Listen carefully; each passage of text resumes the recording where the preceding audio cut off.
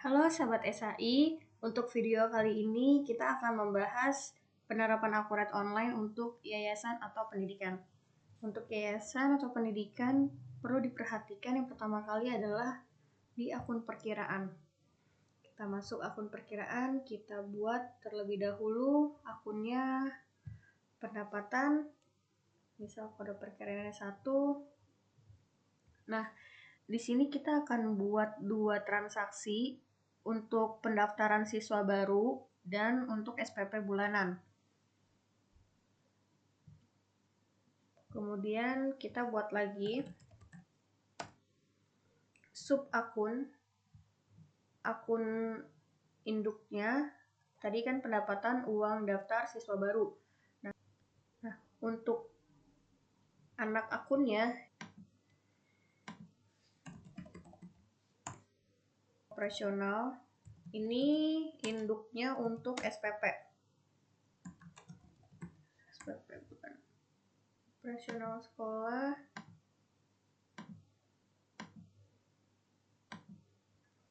uang SPP.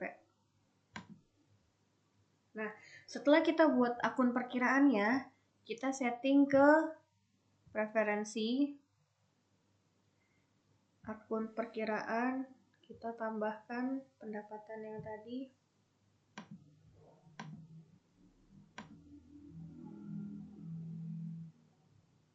Ya.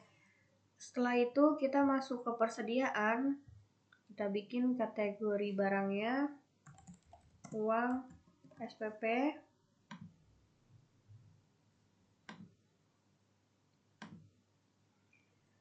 Kita setting yang ini, tadi saya lupa settingnya. Kita setting masuk ke pendapatan uang SPP, uang pendaftaran.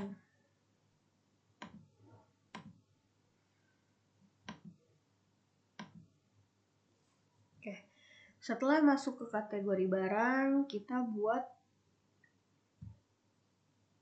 nama item barangnya atau item jasanya, pilih kategorinya. Tadi kita buat uang pendaftaran, ini kode barangnya bisa dirubah. Baru untuk yayasan atau pendidikan, pilih tipe barangnya, di sini jasa. Lalu kita lihat akunnya akan otomatis siswa baru. Jadi ketika ada transaksi pendaftaran siswa baru, maka pendapatan tersebut akan otomatis masuknya ke pendapatan uang daftar siswa baru. Kita bikin yang kedua, SPP. Tadi kan 100.000, kita bikin aja SPP bulanan. Kita lihat masuk ke SPP. Oh, sudah ada. Jadi untuk kode barangnya kita rubah karena kode tersebut sudah dipakai dengan barang yang lain. Penjualan, kita buat kategori siswanya dulu. Di sini saya lihat sebelumnya saya sudah bikin kategori siswanya ada angkatan 2019 sampai 2021.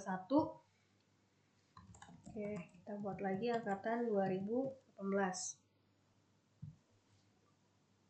Buat nama siswanya di modul penjualan, lalu ke pelanggan.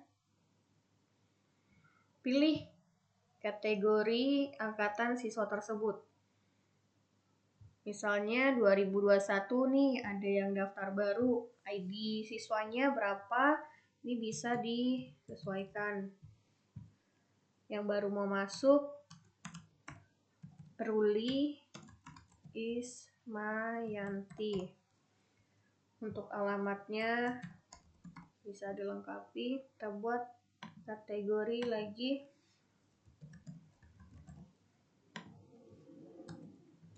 Bima. Oke, sudah buat nama siswanya, gak ada transaksi. Calon siswa mau daftar ke sekolah, itu masuknya ke modul penjualan, lalu faktur penjualan. Pilih nama siswa tersebut, tadi namanya Ruli.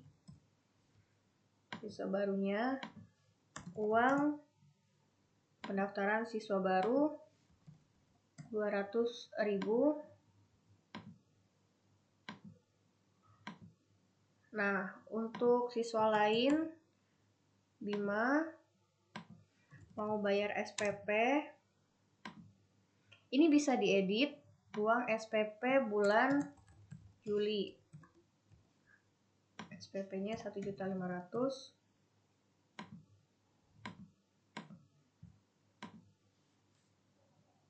Nah, di sini bisa kita lihat list siswa yang sudah kita input, ada Bima dan ada Ruli. Lalu siswa tersebut sudah melakukan pembayaran, kita inputnya di modul penjualan, penerimaan penjualan, pilih nama siswanya, Ruli, pembayarannya via apa, tunai atau transfer, pilih banknya, lalu transaksinya, kita kalkulasi, ini bisa langsung dicetak. Nah, untuk dicetak ini semua invoice di Akuret bisa didesain sesuai dengan kebutuhan yayasan, mau ada logonya, tanda tangan kepala sekolah atau ketua yayasan, ataupun bisa dimodifikasi. Ini bisa disimpan dalam bentuk PDF ataupun dicetak. Bima, oke, Bima misalkan tunai bayarnya uang SPP, tapi Bima baru bayar 500.000. Nah, kita kalkulasi list siswa yang sudah melakukan pembayaran. Jika ingin melampirkan bukti transfer atau bukti pembayaran siswa tersebut, bisa klik di sini, dokumen. Di Akuret Online ini, jurnal juga sudah terbentuk secara otomatis. Untuk melihat jurnalnya, bisa klik di sini, lalu rincian jurnal. Bank BCA, piutang usaha, untuk melihat jurnal vouchernya, klik di sini. Akan terbentuk jurnalnya seperti ini. Lalu bisa kita cetak juga.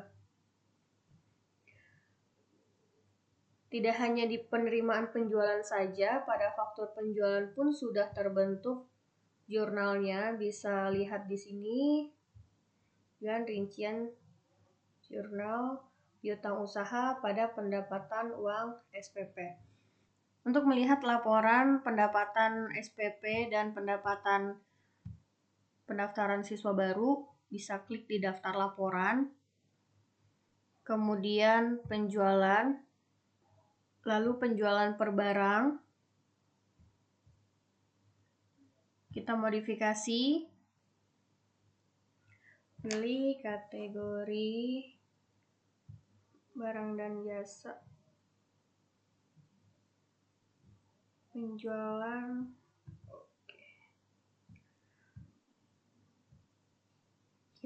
Nah, di laporan ini bisa disesuaikan dengan format dari yayasan.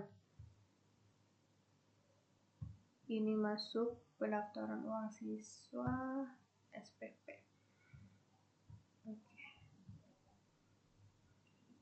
Lalu kita simpan, akan muncul uang SPP bulanan 1.500.000, pendapatannya uang siswa pendaftaran siswa baru ada 200.000.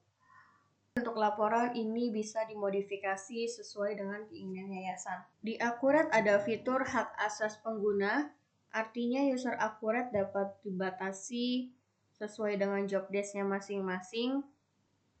Ini tinggal di unchecklist aja, misalkan tidak bisa menghapus, tidak bisa mengubah, tinggal diklik simpan. Jika Anda sudah memiliki data siswa yang banyak, itu data siswa bisa diimpor ke Akuret Online ketika kita klik pelanggan. Di sini ada menu impornya. Baik, cukup sekian informasi dari kami mengenai Akuret Online untuk yayasan ataupun pendidikan. Jika ada pertanyaan lebih lanjut, silakan kontak WhatsApp yang sudah ada di deskripsi pada box di bawah ini. Anda yang ingin mencoba Akuret Online secara gratis, bisa klik link di deskripsi pada box di bawah ini. Terima kasih sudah menonton video ini, sampai nanti di video-video selanjutnya.